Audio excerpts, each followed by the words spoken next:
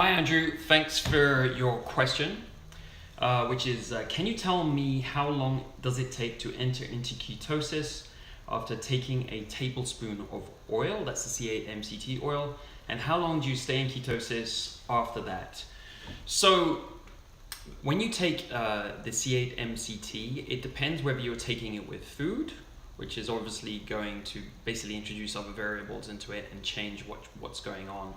And it depends on the type of food, and on an empty stomach. So I'll first give you the empty stomach scenario, which can be similar to drinks if they don't have a lot in them, in particular carbs. Anything like carbs or high protein is going to influence more, potentially fiber also. So the main study we have to understand this is a study which has been done by Stephen Cunan. And we've written about this. It's not actually published in a journal yet, it's being peer reviewed at the moment, but he's allowed us to quote it. I saw it at a conference and so on. So he's allowed us to publish this in our article and the charts and stuff, so you can actually see the data already while we're waiting for it to appear in the journal. So I'll put the link below this video for that, and I recommend you check that out because it's got the exact details of what's been studied in the research with a population and average and so on of healthy controls. But coming back to practicality, basically it's about a 4 to 5 hour duration of the curve. So the area on the curve is how much it's going to go up.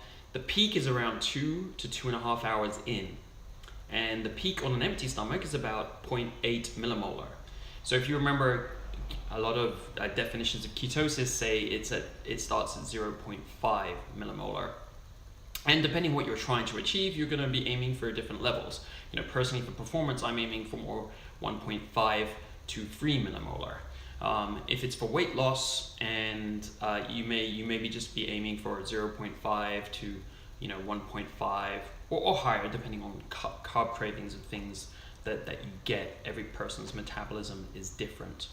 So it will take about, I take it an hour. If it's for a workout, I would take it at least an hour before the workout so that you can get the higher levels of ketones as an energy source during that workout.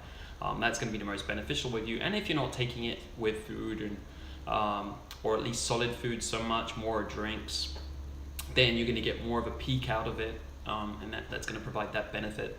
Because the peak is not 0.8 millimolar for when you take it with other things. Depending on what the meal is, it can be a lot lower, maybe half that. Because when the glucose comes in, there's an interaction in terms of metabolism for that. So hopefully that answers your question. And you're taking a tablespoon of oil. So just to give you a reference, that's 15 milliliters, while in the study they did 20 milliliters, which is just a little bit more. So you can take a little bit more, say half a teaspoon more addition if you want to do the same as the studies and get, on an empty stomach, a 0.8 millimolar. You can actually test taking more if you want a higher boost, if it's for performance reasons. And so you will stay in ketosis for 4 to 5 hours roughly. But that's in terms of the curve.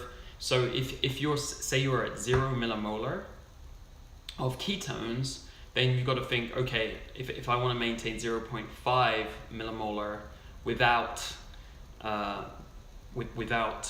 being on a ketogenic diet, so supporting the oil, then in fact you may find that you're just below the 0.5 level that we talk about for satiation effects and so on.